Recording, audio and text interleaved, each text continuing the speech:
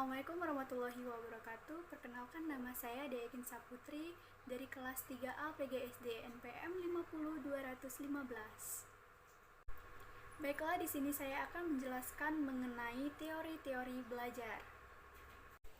Tujuan saya membuat video pembelajaran ini adalah untuk membantu teman-teman dalam memahami materi tentang teori-teori belajar, agar lebih mudah dan cepat untuk dimengerti dan lebih menyenangkan sehingga dapat menyerap materi ini dengan baik. Baiklah, langsung saja di sini saya akan menjelaskan tentang teori belajar.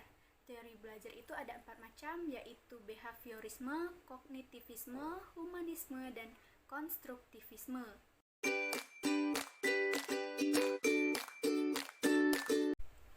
Teori behaviorisme berpendapat bahwa perubahan tingkah laku merupakan hasil dari pengalaman yang didapat. Pengukuran menjadi keutamaan dalam teori ini sebab pengukuran digunakan sebagai tolak ukur perubahan tingkah laku. Teori ini juga dikenal dengan model stimulus dan respon, melihat peserta didik sebagai individu yang pasif. Perilaku yang muncul akan semakin kuat jika diberikan penguatan dan akan hilang jika diberi hukuman. Menurut teori ini, belajar adalah perubahan tingkah laku sebagai hasil dari pengalaman. Perubahan tingkah laku merupakan bukti bahwa seseorang sedang mengalami proses belajar. Teori ini bertujuan untuk menambah pengetahuan dan aktivitas belajar sehingga pengetahuan yang sudah dipelajari peserta didik dapat terungkap kembali.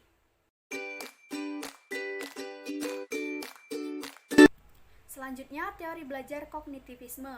Teori ini berpandangan bahwa proses belajar merupakan penemuan transformasi informasi yang didapat. Orang yang menerima informasi akan menyusun, menyimpan, dan menemukan hubungan antara pengetahuan yang baru dengan pengetahuan yang telah ada. Selain itu, konsep belajar dalam teori ini mengenal istilah asimilasi dan akomodasi, yaitu proses belajar secara kontinu antara individu dan lingkungan sehingga menghasilkan perubahan pengetahuan dan tingkah laku. Pembelajaran ini sangat tepat diterapkan bersama dengan media-media pembelajaran yang konkret untuk melatih peserta didik yang masih belum mampu berpikir abstrak. Teori ini menyatakan bahwa proses lebih penting daripada hasil.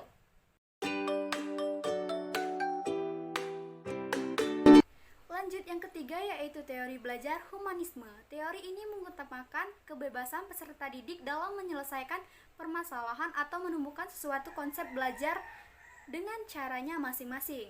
Peserta didik berperan sebagai subjek didik dan pendidik berperan sebagai pengarah atau fasilitator. Pendidik berperan menjadi fasilitator dengan memberi motivasi dan memfasilitasi peserta didik dalam menemukan pengalaman belajar.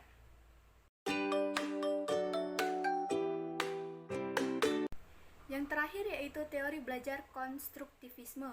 Teori ini memiliki perspektif bahwa belajar merupakan konstruksi informasi yang masuk ke otak. Belajar yang bersifat konstruktif ini sering digunakan untuk menggambarkan jenis belajar yang terjadi selama pemecahan masalah yang kreatif di dalam kehidupan sehari-hari. Teori ini tidak hanya menerima konsep, tetapi terjadi proses konstruksi pengetahuan melalui pengalaman karena pengetahuan bukan bersifat pemberian, namun berasal dari proses konstruksi pengetahuan setiap peserta didik, sehingga pengetahuan yang didapat lebih dikuasai dan lama melekat dalam memori peserta didik. Teori ini menghendaki peserta didik harus membangun pengetahuan di dalam benaknya sendiri.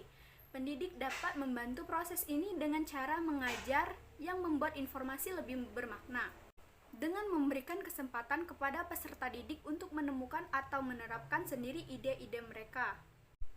Baiklah, terima kasih telah menonton video saya. Semoga bermanfaat untuk kita semua. Saya akhiri. Wassalamualaikum warahmatullahi wabarakatuh.